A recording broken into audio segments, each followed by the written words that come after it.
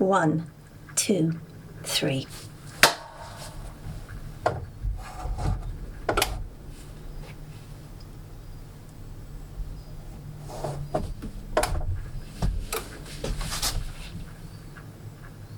Good evening, everybody.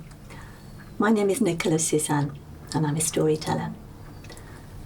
First of all, I would like to thank Tim Harbridge for creating the Magic Box. He's the curator and the creator of it, and this space is magical. It's like looking at a magician's box or a magician's cabinet when you take the lid off and anything, just anything can spring out, and it often does apparently. What's going to spring out tonight is the ancient Viking legend of Fenris Wolf, the wolf who swallowed the world. This is the first time ever that the story has been told from the wolf's point of view. He's usually painted as the bad guy. See what you think. So, ladies and gentlemen, for your pleasure, I bring you the story of the wolf who swallowed the world. Something dodgy was going on in Asgard, home of the great Norse gods. For one thing, Loki, the brilliant, handsome god of trickery and lies, kept going missing, sometimes for months at a time, and then rocking back up looking kind of shifty but smug. For another thing, Odin, the all-powerful one-eyed king of the gods, kept having nightmares. Big ones. He could never remember the details exactly, but they all seemed to involve A, the world collapsing in fire and blood, and B, a pair of yellow eyes. Fathomless, savage, they blazed with a rage and ferocity he had never seen the like of. No! Howled the great god, leaping out of bed after a particularly bad one. Before he was even awake, he stood clutching one of the bedposts, shaking, and his one eye had turned red. What is wrong with you? Demanded his wife Frigga, who'd been startled out of a particularly pleasant dream involving a team of male elvish masseurs and a large bottle of grapeseed oil. Nightmare. What, again? Yeah. That was something to do with Loki, I expect. Whenever there was trouble in Asgard, they usually thought of Loki first. Since problems invariably led all the way back to him, they found it saved a great deal of time. Odin did not reply. Instead, he threw a great bearskin robe around his shoulders, called for his ravens, Hugin and Munin, and strode from the room to sit upon his throne, brooding silently. The fire in the vast room had gone out, and it was cold. A great heap of hunting dogs lay snoring in front of the fire. Massive, curved, arched casement windows looked east, and the rising sun was just starting to inch up, flooding the space with pure golden light.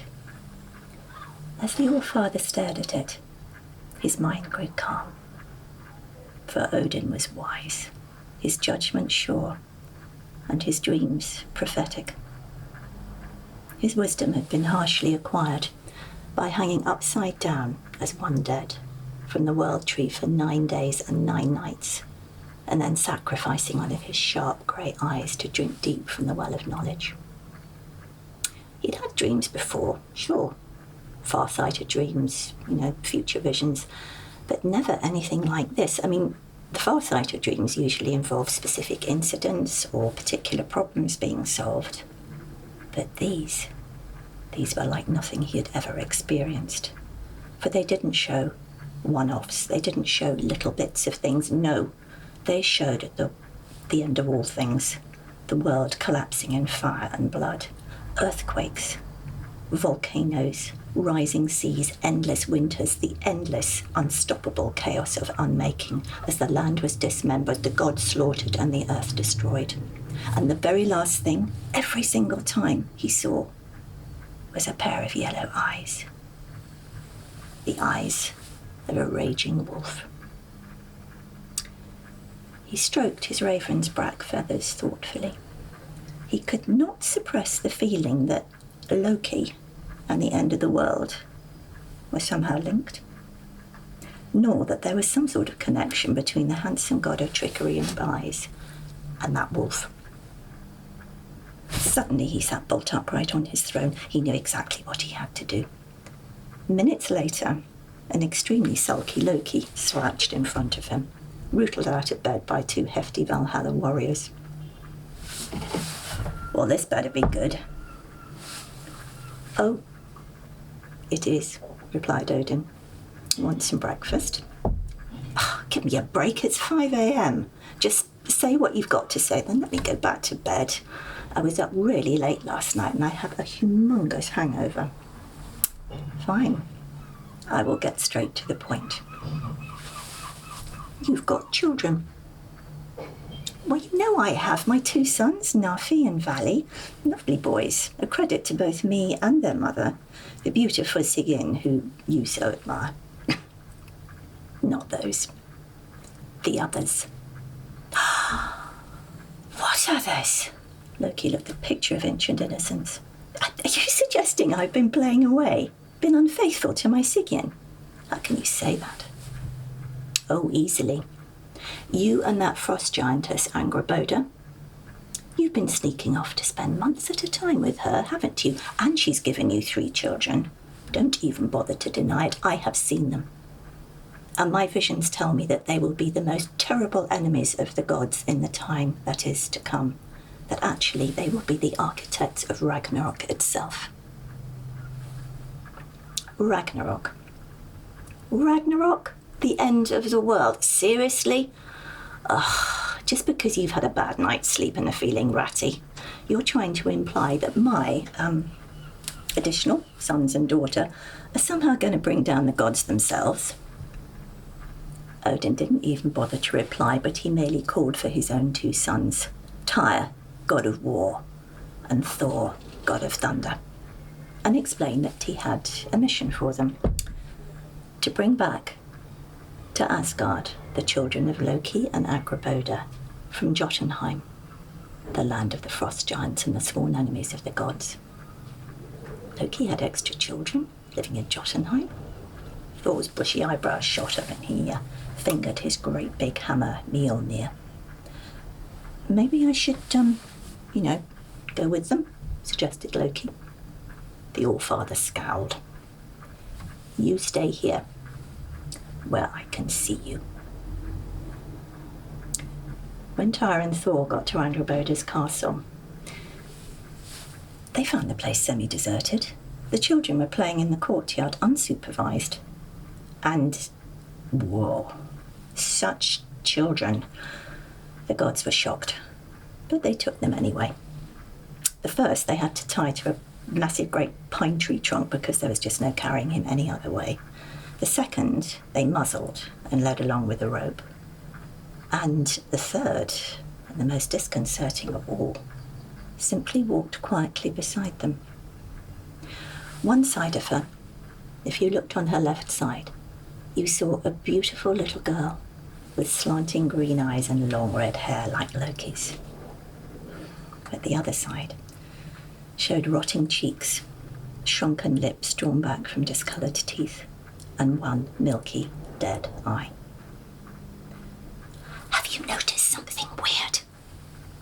Hissed Tyr to Thor the first night they camped as he sat by the campfire scratching Loki's second child gently under the chin. The whole thing's weird if you ask me, grumbled Thor, eyeing the one tied to the pine tree. No. What I mean is, no one's come after us, have they? It's almost as if they wanted us to take them. Thor merely shrugged and started picking leftover supper out of his teeth with his dagger.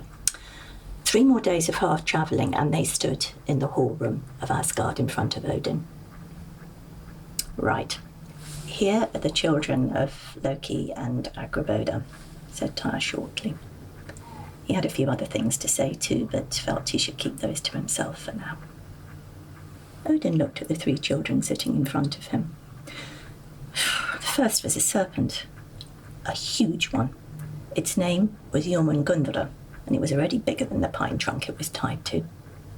The Allfather took his knife, cut the child free, picked him up in his arms, wrapped his cloak around him, and marched off down to the seaside with him, and released him into the sea of Midgard that encircles the world. But as he watched it swim sinuously away through the waves, he had a feeling, though he never wished to see it again, that he probably hadn't heard the last of it. Back in the throne room, he turned to the second child. "And you are?" "My name is Hel." "I see. And forgive me, but are you living or dead, child?" "Neither. But I do like the dead. They are so peaceful. They do not chatter or fuss. The living, well, they look at me in disgust." "In that case," said Odin, "you shall be the ruler of the underworld, and it shall be named after you, Darkling Queen of the dead from 9 kingdoms. You will be sovereign over those who have not died in battle, but all the heroes and the warriors, they're mine, so they will still come to Valhalla and live in ease and honor for the rest of their days." Hel smiled. She thought it might look a bit weird with only, half her mouth working, but it was the best she could do. Then Odin turned to the third child. "Ah," he said, "now you I recognize." For what stood in front of him was the animal he had seen repeatedly in his dreams. There was no mistaking those eyes. "Greetings," said the great big wolf pup happily. "My name is Fenris, son of Loki and Angraboda. But my friends call me Fenris Wolf. Will you call me that, or father? Will you be a friend to me?" "That remains to be seen," said Odin. Are you going to get much bigger?" "Well, he was the size of a wolfhound when we took him," supplied Tyre. "So I'd say, yeah, a lot bigger. But he is a good dog." And to demonstrate, he stepped forward and started scratching Fenrir behind the ears. The huge black wolf pup closed his eyes and leaned into him happily. But I can stay, can't I?" added the pup. "I can stay. Surely with Loki as my father, my rightful place is here with you." "For now," grunted Odin, and he stomped off to sit beside the well of memory and knowledge to do some very serious thinking. So, Fenris died. He did. He played with Tyre every single day, but their romps grew rougher and more dangerous as the wolf grew bigger, and this he did very fast indeed. The other Asgarders all avoided him, and within a few weeks, that animal was the size of an elk, and he was eating 10 sheep a day, which worried the Asgarders so much that they held a council meeting about him and decided that it's clearly no longer safe to have around, so he really should be tied up securely and muzzled so he could never do any harm ever. But who was going to tie him up? I mean, have you seen those teeth? Even one of them's the size of a man's arm. So they thought they'd try a little playful approach. Huge great chains were made in the forge of the gods, and they showed them to Fenris playfully, as if suggesting a rather amusing new game. "Well," they said, "you have grown since you arrived. We'd like to test your strength, like to see how strong you are these days. Care to try and bust out of these?" "Oh yeah, I'm up for it," said Fenris. "Bring it on." The chains were absolutely no challenge to him whatsoever, and he broke them as easily as you might break strands of cotton within the first 10 seconds. He did the same to the second and the third. The gods realized that they were going to have to up their game. Now Odin had not been idle. He had in fact been fasting, meditating, calling upon spirit allies and summoning visions ever since the wolf pup arrived to try and solve the issue of him. And now he had orders to give about how to make a binding chain stronger than anything that had ever been seen in this world or the next. He summoned the Asgard trusted messenger, the light elf Skirnir, to him, and explained his requirements and told him to go and tell the dwarfsmiths who lived in Svartalheim, the dark realm of the dwarves, and to pay them whatever they asked. So Skirnir did. As he was explaining exactly what he wanted to the chief dwarfsmith, the dwarf felt the hair on the back of his neck go up. But dwarves love money, so he did agree, named an extremely high price, and promptly sent his underlings out into the middle world to search for a list of extremely elusive ingredients. These were the footsteps of a cat, the beard of a woman, the roots of a mountain, the sinews of a bear, the breath of a fish, and the spit of a bird. May not sound like much to you, but the dwarves knew that this was really something, because things are always incredibly powerful if they are kept hidden, and no one in living memory had ever caught sight of any of these. I mean, the footsteps of a cat, they're never seen nor heard. If the remotest suggestion of a beard starts growing on any woman's face, she'll pluck it out before anyone notices. The roots of a mountain, so deep no one's ever got down there. The sinews of a bear are something the animal will keep for himself. The ghostly breath of a fish is invisible, and whoever clocked the spittle of a bird.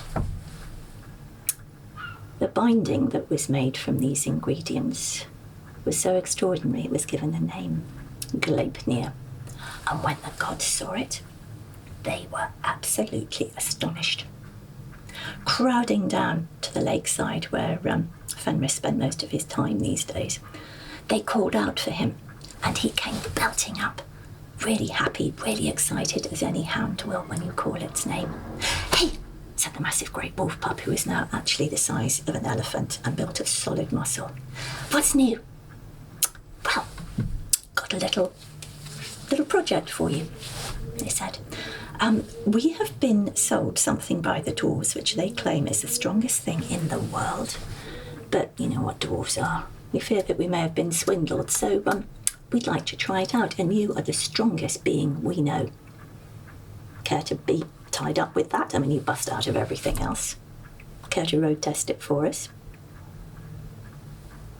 The big black wolf put his head on one side and sniffed. Smells like dark magic. Looks funny too. And so it did. Gleipnir. It looked like nothing else but a piece of silk, almost completely see-through, slippery, sorcerous, but it glowed with a very strange energy that it was impossible to ignore. And if you looked at it, it seemed to be moving all by itself. No, said Fenrir. No, something here is off. I feel it. "Oh, scared," said Odin, who had now picked up Gleipnir and was twisting it experimentally round his own wrists.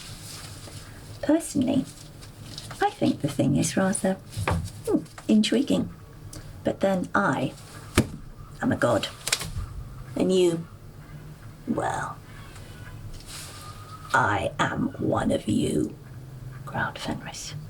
"Well, prove it then," said Odin. "Try it out. Do this one little thing for us." "No," said the wolf, his eyes narrowing. "I don't trust it. And I don't trust you either, Allfather.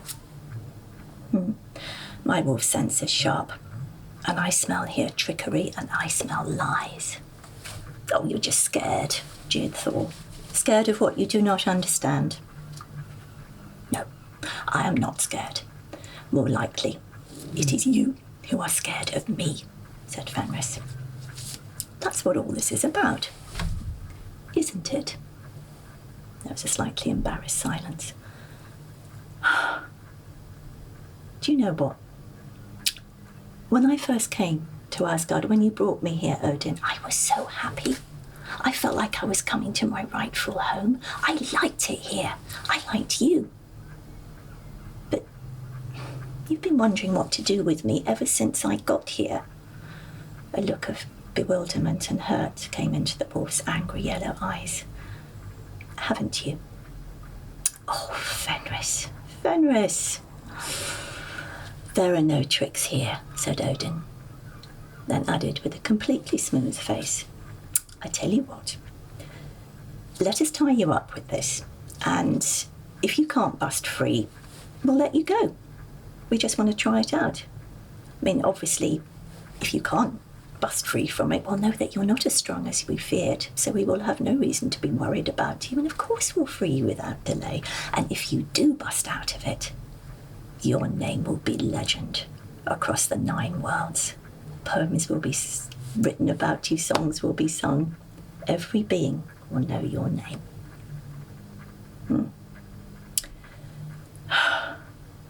Still, I say no. Oh, come on, Fenris. Do you want to be accepted as one of us or not? If you do, you have to show you trust us. Something changed in the wolf's yellow eyes at that. All right, he said. All right. If you can show me that you mean me no harm. These are my terms. First, one of you has to put their hand in my mouth. Okay? I will close my teeth tightly around it, but carefully. Now, if I can bust free from that thing, no harm will come to that hand. No harm will come to it either if I can't bust free, but you let me go.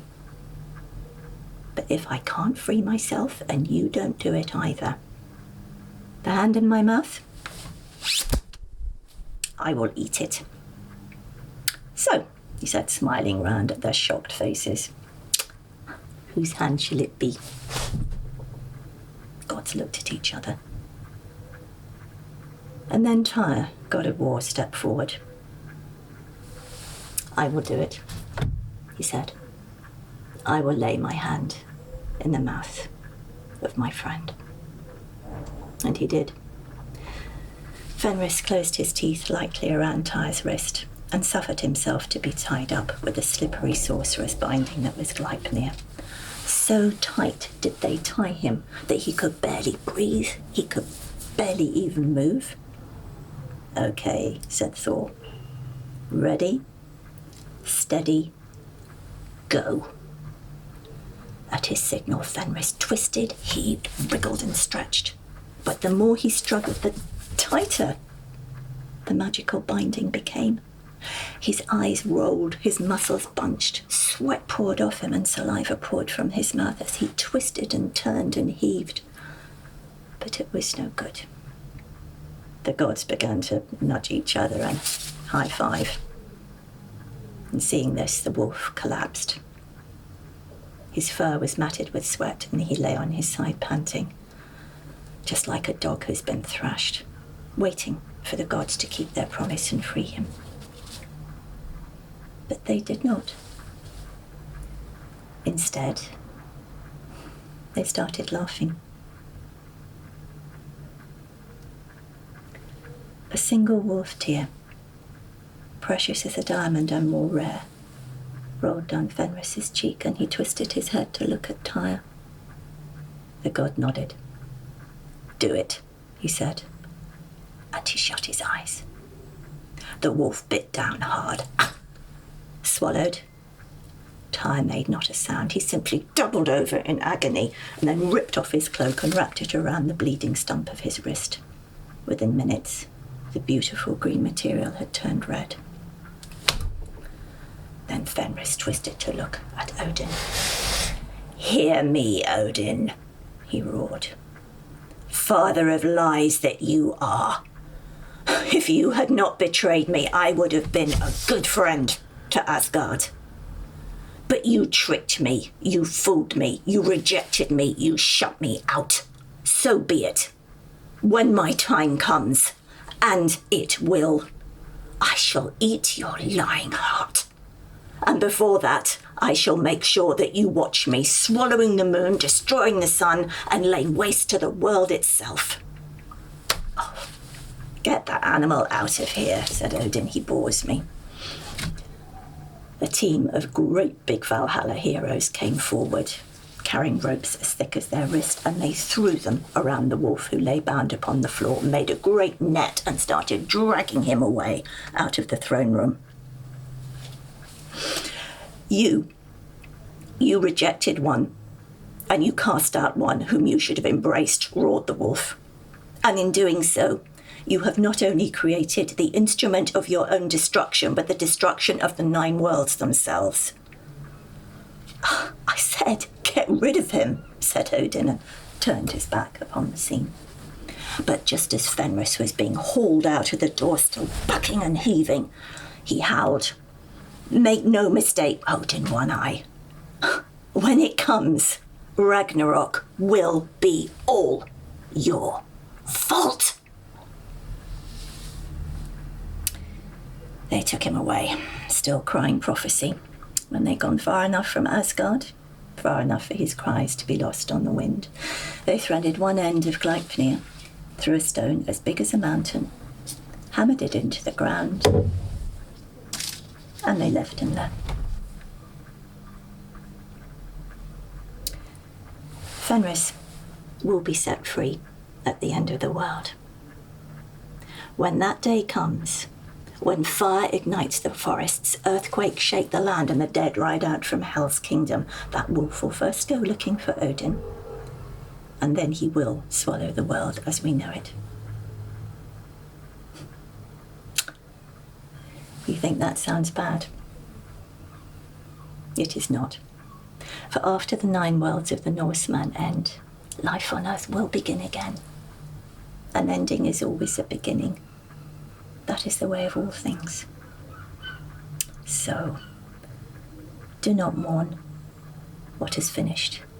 Instead, celebrate what is to come, because it could be even better. Summon the energy of possibilities and the power of the future. Be the one who embraces the wolf. The end. Thank you.